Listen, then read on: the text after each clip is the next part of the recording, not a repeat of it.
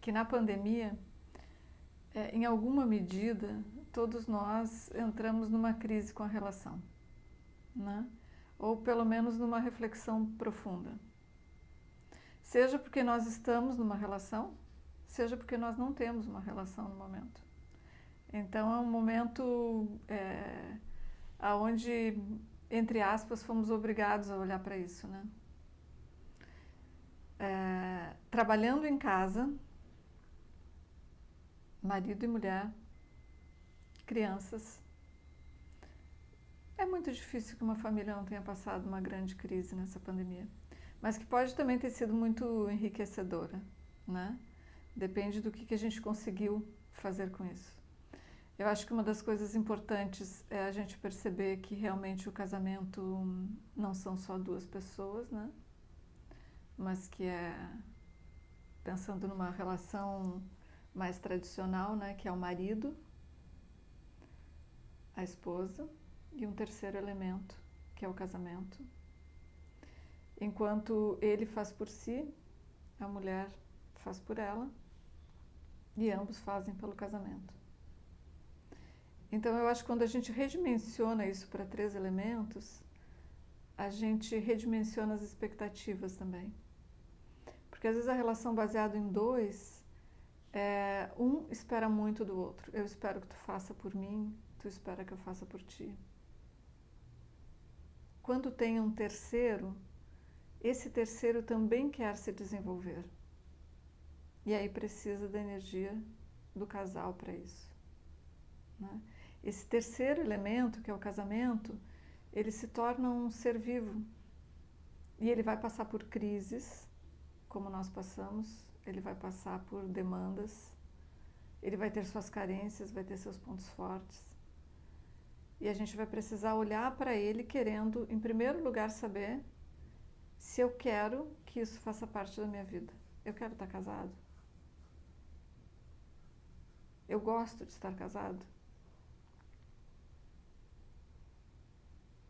Porque tem coisas que são intransferíveis, né? Como esse desejo de estar casado.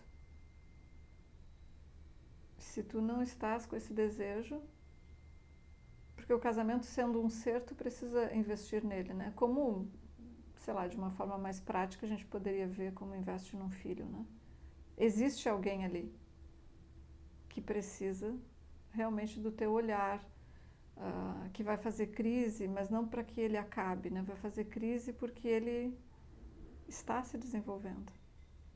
E a gente tem que tomar novas decisões. Eu acho que a pandemia foi um momento de tomar decisões também. De querer ou não continuar casado.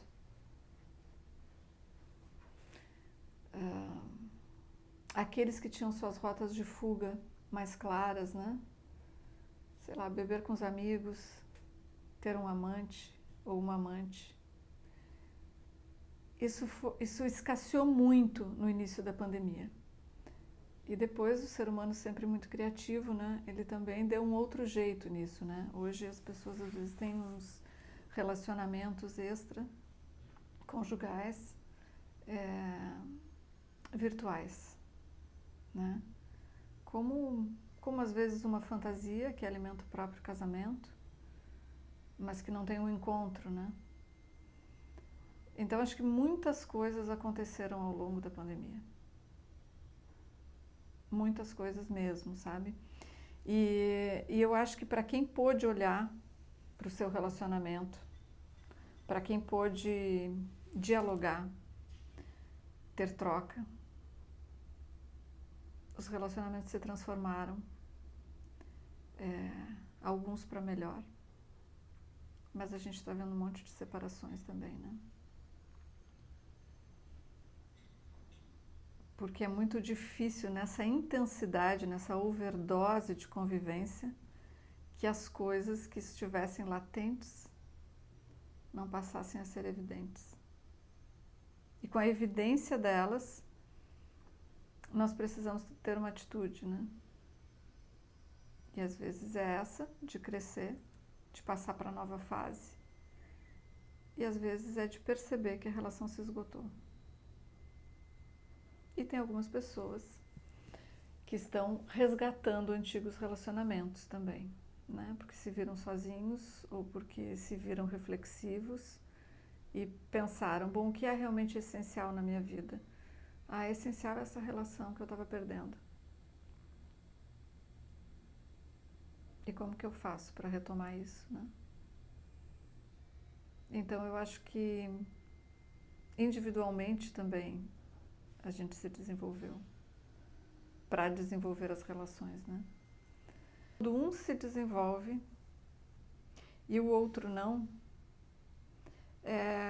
às vezes mesmo sem se dar conta, em algum momento a separação já aconteceu,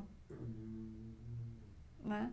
Então quando a gente tem essa ideia, então o casamento está ruim, mas eu estou bem, né? Então talvez tu estejas fazendo mudanças, conscientes ou não, que estão te conduzindo para uma direção. E talvez a tua esposa para outra direção, né? E o casamento vai se distanciando, vocês vão se distanciando. Então já não é mais um casamento onde existe uma convergência, né? E aí tu vai percebendo a divergência e a separação vai acontecer. Inevitável, né? Claro que sempre pode se reconversar, pode olhar com outros olhos. Se faria diferença, né, perceber que existe o terceiro elemento, ou se as pessoas têm essa noção. Não, eu acho que essa noção não é muito clara, mas eu acho que a gente tem muitas ferramentas que nos ajudam, né? A constelação familiar, as terapias familiares, a própria astrologia, né? Eu acho que é incrível, porque a astrologia, ela tem uma mandala dividida em 12 casas, né? Cada casa é um tema. Então tem uma casa que é a tua individualidade, outra casa que é o teu relacionamento. Não está junto. Uma coisa se relaciona com outra. A gente pode dizer que está no mesmo eixo, mas não é a mesma coisa. Então isso eu acho bem bacana, sabe? Porque quando a gente começa a ter discernimento, a gente ganha uma ampliação por onde trabalhar. Porque se tu não trabalha dentro daquela relação ou dentro daquela crise, algo que é muito importante para o teu desenvolvimento, tu vai terminar aquele casamento, vai começar um outro. E brevemente aparece uma crise muito parecida. Aí tu acaba atraindo uma situação parecida, que às vezes ela vem com uma maquiagem diferente, mas ela essencialmente é uma mesma situação. Porque todo o inconsciente quer ser trabalhado. Então, o inconsciente daquela pessoa com o teu, eles são impelidos a um encontro para que haja oportunidade de serem trabalhados, né? Os campos emocionais de cada um, da sua ancestralidade, o seu próprio, o que eu trago e o que eu de alguma forma me proponho a resolver, né? A trazer novos olhares e resoluções. Então, o máximo que eu puder trabalhar dentro de um relacionamento, tanto melhor. Inclusive para a saúde dos próximos relacionamentos. Sem falar nos filhos, né? Porque tudo aquilo que eu não trabalho, eu deixo de herança para os meus filhos. Isso eu acho que é uma questão super importante. Super importante. Porque às vezes a gente acha que dá para fazer, como a gente diz assim no senso comum, dá para fazer uma vista grossa, né, para algumas coisas. Mas os filhos farão os sintomas. Eles vão reproduzir em pequena ou grande medida aquilo que eu não dei conta de resolver. E aí quando a gente vê no filho acontecendo, a gente às vezes faz uma escolha diferente. Em primeiro lugar, a gente às vezes simplesmente diz, né? Mas o filho, sei lá, puxou a fulano, está fazendo como fulano, né? Isso é uma forma muito simplista, né? Como fatalidade, como achar que isso é genético, e ainda que fosse, né? Mas que é genético, que já teve os seus gatilhos, que não tem outro jeito. Não é verdade. É uma herança do campo emocional, né? É uma herança do campo sistêmico e vai se perpetuando através de gerações até que alguém possa olhar para isso Eu acho que a pandemia, pela intensificação das relações privadas, né, principalmente, é uma super oportunidade, porque ela gera um desconforto, a gente faz sintomas, a gente entra em crise, então gera uma pressão interna que a gente busca uma solução, né, através dessa pressão interna. Então, eu acho que é fundamental olhar para as relações, né? Porque eu não sei quando que a pandemia vai acabar e nem sei quando que a gente vai ter uma outra oportunidade de uma intensidade tão grande, né? Então eu acho que é fantástico, porque não é uma coisa para a pandemia, é uma coisa que ficou mais evidente na pandemia. Sim. Mas é uma coisa que sempre esteve aí. Sempre esteve aí. Né? Muito legal. Então eu acho que isso é uma coisa super, super significativa, né? Tu poder perceber que aquilo que estava embaixo veio à superfície, né? E na superfície, na hora que tu enxerga, é uma oportunidade de novas atitudes e decisões. O que fazer com isso? Se tu quiseres manter o padrão anterior, sempre tem um jeito, né?